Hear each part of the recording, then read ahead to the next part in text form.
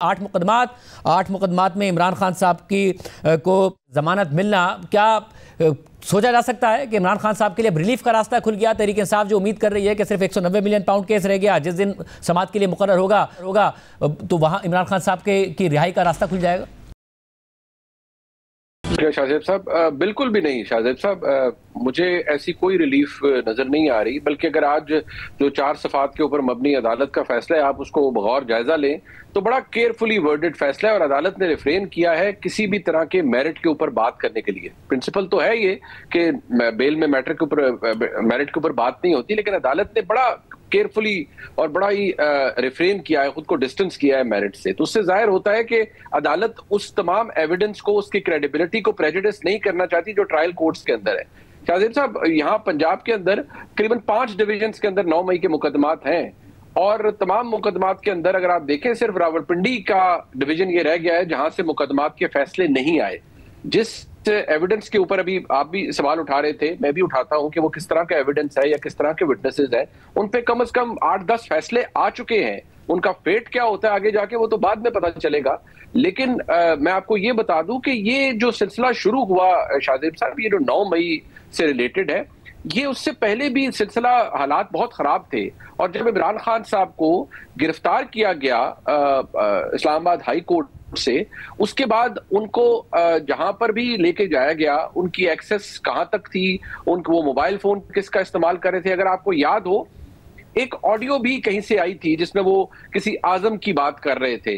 अब अगर आप वायरलेस की लैंग्वेज में किसी से पूछ लें कि आजम किसका कोड है वायरलेस के ऊपर और किसके बारे में बात की जाती है और वो किसको कह रहे थे कि ये तो उनका आदमी है, तो अब आप अंदाजा कीजिए कि वो सारों को पता था कि क्या हो रहा है। और प्लस इसके बारे में ये बताया जाता है कि बहुत सारी चीजें इससे ज्यादा भी ऑडियो एविडेंस की सूरत में मौजूद हैं कि इमरान खान साहब को एग्जैक्टली पता था कि 9 मई को बाहर क्या हो रहा है। ये जो उनका मौकफ था ये हकायक से बरक्स है कि उनको नहीं पता था बाहर क्या होना है, क्योंकि अपनी गिरफ्तारी से पहले भी उन्होंने इस तरह की बहुत सी प्रोवोकेटिव स्टेटमेंट्स दे रखी थी और गिरफ्तारी के बाद भी जो हुआ वो सबके सामने है। और दूसरी बात शाहजेब साहब, मैं आपके व्यूअर्स के लिए भी एक बात जो तहरीक इंसाफ के दोस्त नहीं बता रहे, इमरान खान साहब के खिलाफ सिर्फ अल-कादिर ट्रस्ट का फैसला नहीं है जो मौजूद है और जिसकी वजह से वो जेल में है। 9 मई के सारे केसेस में उनकी बेल हो चुकी है, एब्सोल्युटली करेक्ट। लेकिन एक चीज जो किसी को नहीं पता और कुछ देर पहले मैंने उसके बारे में बताया है, वो है नवंबर 2024 के मुकदमात।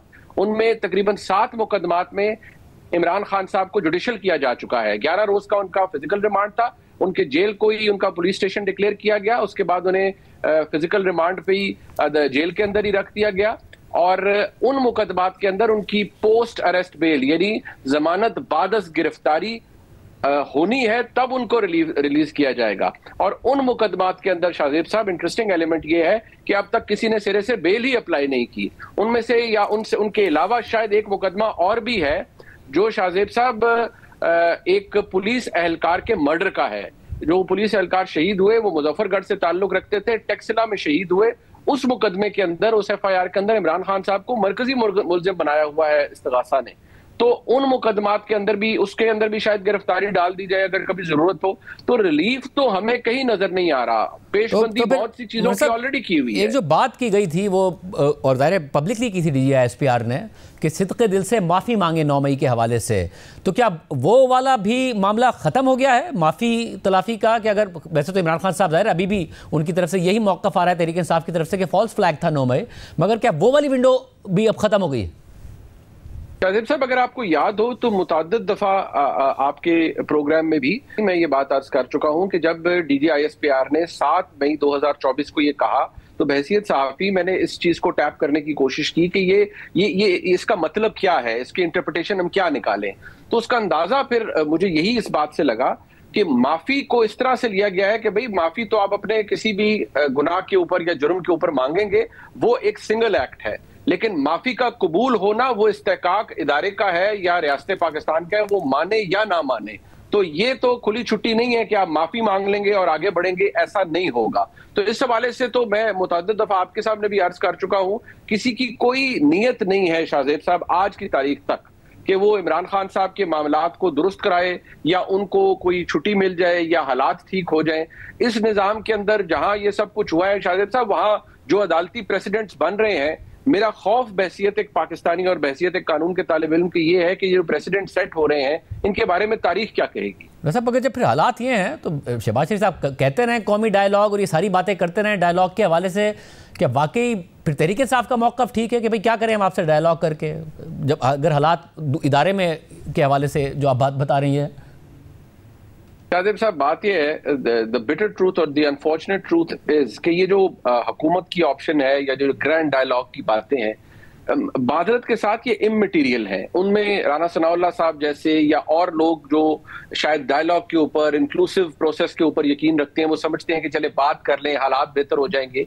लेकिन एक चीज जहन में रखिए शाहजेब साहब, जो इंस्टीट्यूशनल पोजीशन है पाकिस्तान की अफवाज की, पाकिस्तान की एस्टैब्लिशमेंट की विज़ावी इमरान खान साहब, वो ये है कि भाई आपने वो हमारे साथ किया है जो 78 सालों के अंदर किसी ने नहीं किया, लिहाजा ये जो हुआ है उसको प्रेसिडेंट बनाकर for all times to come establish किया जाएगा। और बार बार ये कहा जाता है कि भाई 9 मई को आप फौज का मुकदमा ना कहें, ये पाकिस्तान का मुकदमा है, क्योंकि ये अगर सिर्फ इमरान खान से रिलेटेड होता तो फिर सिर्फ पीटीआई के लोगों को सजा होती। हमने तो यानी फौज ये का मौकफ ये है कि भाई हमारा तो इंटरनल अकाउंटेबिलिटी में, क्या हमने अपने जर्नल फारिग नहीं किए, क्या हमने अपने ब्रिगेडियर्स को नहीं रेप्रिमांड किया, उनको फारिग नहीं किया, क्या और लोगों को नहीं निकाला गया?